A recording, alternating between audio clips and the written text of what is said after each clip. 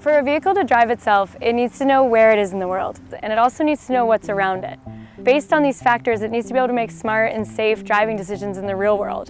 And once you get in the car, you start to get a real feel for the way the technology works and what it's like in real driving situations. So there are a few things that have to happen before the car can safely drive itself.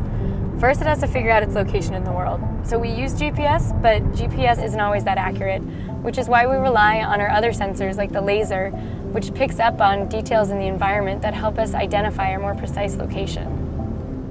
So think of the sensors as the car's eyes and ears, but with eyes that can see far off into the distance and 360 degrees around the car.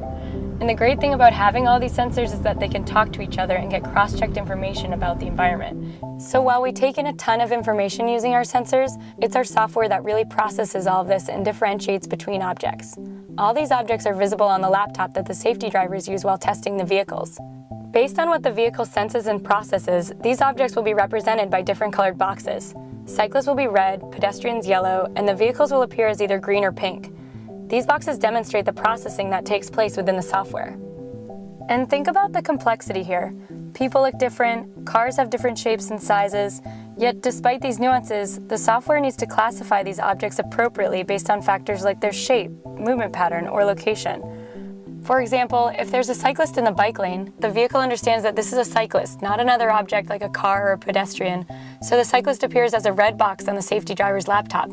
And the software can also detect the cyclist's hand signal and yield to them appropriately.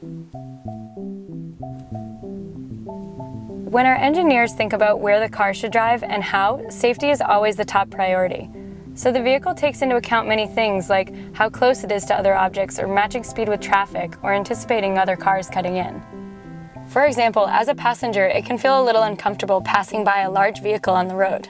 Our engineers have taught the software to detect the large vehicles, and the laptop shows them as larger boxes on the screen. As our vehicle passes by a large truck, it will actually keep to the farther side of the lane and give ourselves a little bit more space. We've also taught the vehicle to recognize and navigate through construction zones. The vehicle sensors can spot the orange signs and cones early to alert the car of any lane blockage ahead, and then we can change lanes safely.